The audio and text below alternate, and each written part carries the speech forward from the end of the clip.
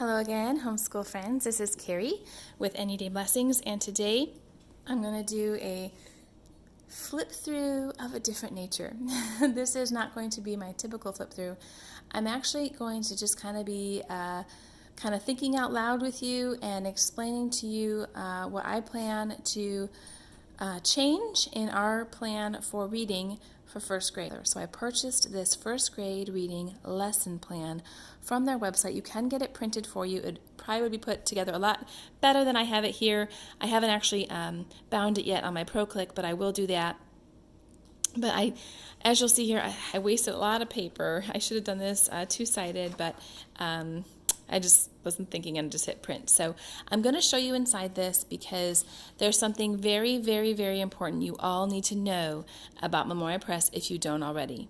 Okay, so listen closely, and if you just stop the video after this, I feel like I've given you the biggest tip ever. Okay, Memoria Press is written for the classroom setting, and you have to read all of these teacher guidelines, all this stuff at the beginning, because a lot of what they schedule out in the way of workbooks and different activities for the kids oftentimes isn't meant to be done written out. Sometimes it's meant to be done orally within the classroom setting or something like that. So you really need to read this beginning section, and you also need to realize that the amount of review and the amount of activities that are included in here are, again, intended for a classroom setting. Your child may very well, and I would even say probably won't need all that's in here. I know my daughter won't, and we both would get burned out if we did everything that was in here, especially knowing that this doesn't even include their spelling books in here and all the phonics activities that go along with their spelling courses. So just know, as I walk through this and tell you what we're going to do and how we're going to modify this for the homeschool setting, please know that you absolutely have the freedom to do that. This is probably going to overwhelm you, and I'm here to kind of help prevent that and redirect you, because this is a solid, very well done program. I love it, but I do have to modify it to fit for us. So let's hop in and see how I plan to do that. I actually read over these several times through the year, these discussion points, because I forget them, and I like to keep these in mind both before and after my child reads to me. So definitely recommend these tips to you all.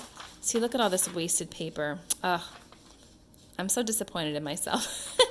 When I go to bind this, I'm actually going to flip these pages over so that when I open it up, I have a 2-page spread, because the way they do weeks, they do go across the page for the weeks, not down. So I would need to have both sides open to see a full week at once. All right, so let's just hop into week 1. And, everyone does the first week of school a little differently. Some people only do a couple subjects and kind of ease into it. So you may not actually be doing this on the very first day of school, but if phonics is one of those subjects that you bring in right away, then I want you to just kind of keep in mind what they have in store for the first week of school, because personally, I think it's way too much. We want that first week to be a breeze, right? Easy peasy, breeze through, quick lessons, right? We're all getting back in the swing of things, and what they have scheduled for the first week kind of blew me away. You actually have to go back here to the back of the book. It's not actually the back, it's actually the middle of the book. This is, again, just reading, okay? This isn't all of first grade, and if you get the first grade manual, this would be in the appendix of your first grade manual. But I just have the reading plans. So my directions for this section are actually on page 22. And this is what week 1 actually is, okay? So it just says, do the review activities in the back of the book. Well, these are the review activities. Look at Tuesday. We're just going to hide under the covers for that day, let me tell you. That's a lot.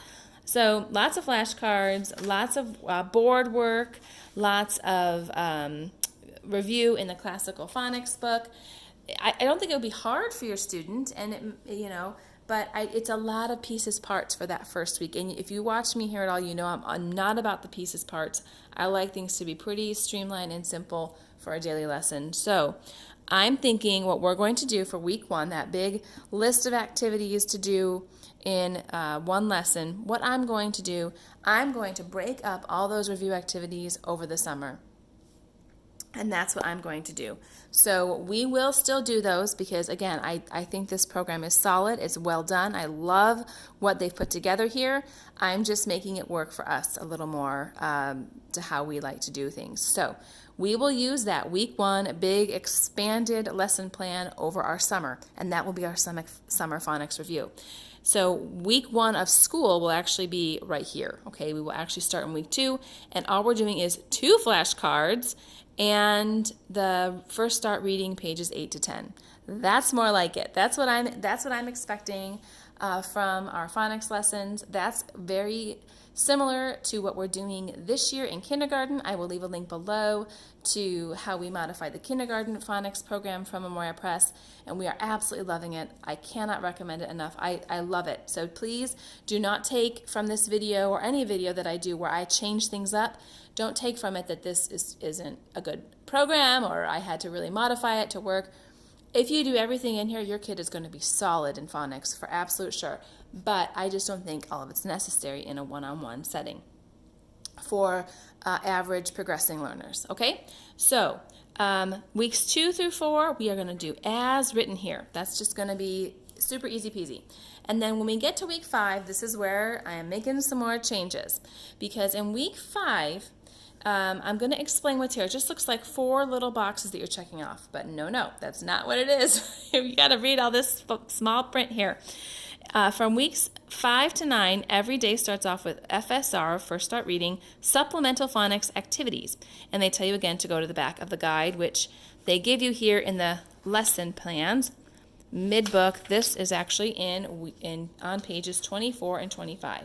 So the FSR supplemental activities go through weeks 5 to 9, and they give you a bunch of flashcards to do here. Sometimes you're just doing 1 or 2, not so bad. Sometimes you're going to some phonics pages and doing some board work.